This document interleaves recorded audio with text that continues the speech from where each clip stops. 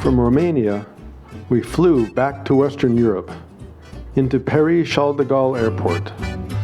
Our plan was to go by train to get to our destination of Amiens by dinner time.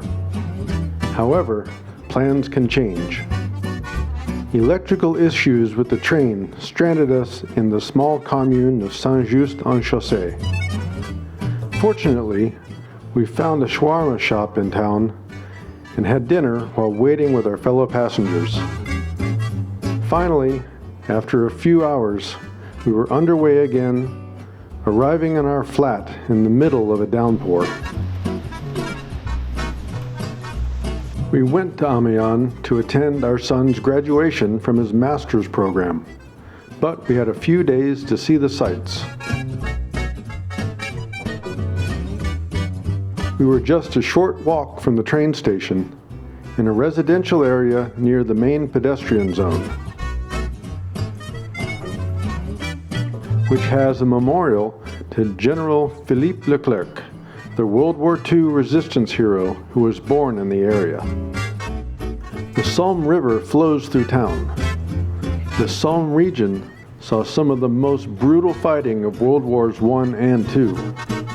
But fortunately, today the river is just a beautiful place to walk, with a row of riverside bars, cafes, and restaurants.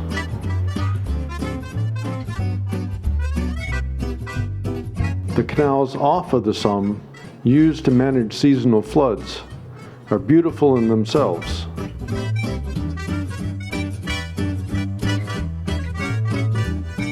And are flanked by picturesque row houses.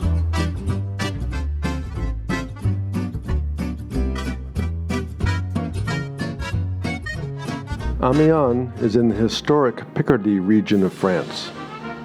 Le Musée de Picardie, housed in a beautiful 19th century building, is worth a visit for the art and for the history of the region. This painting is particularly relevant in the time of COVID. Inhabited for over 400,000 years, the city has numerous Paleolithic sites.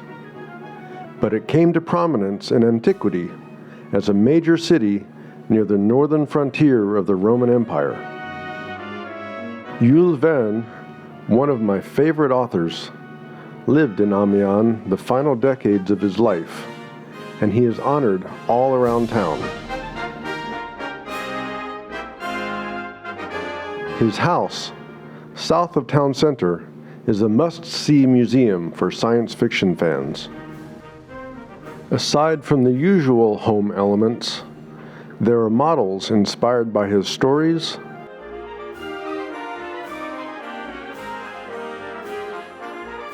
first editions of his books,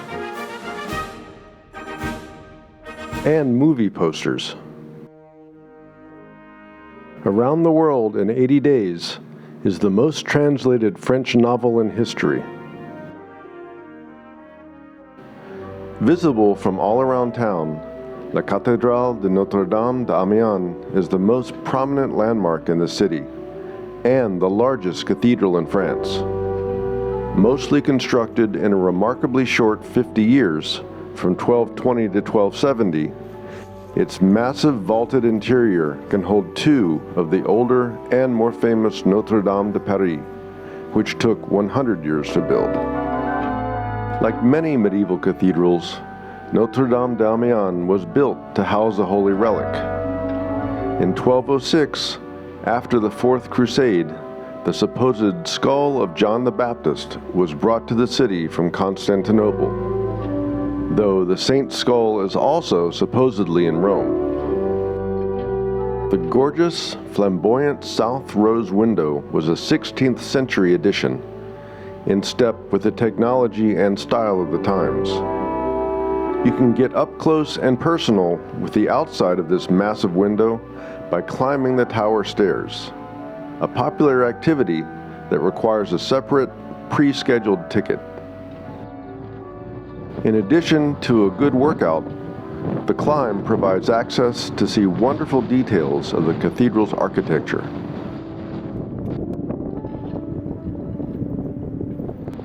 as well as an unmatched view of the city.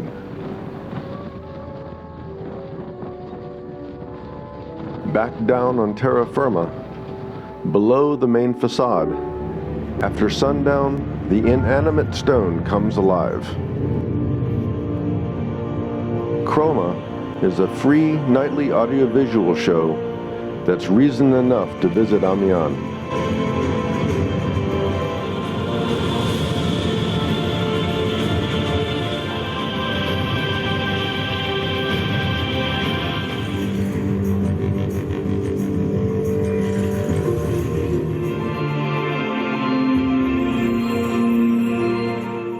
Behind the cathedral, other scenes are projected on walls and trees.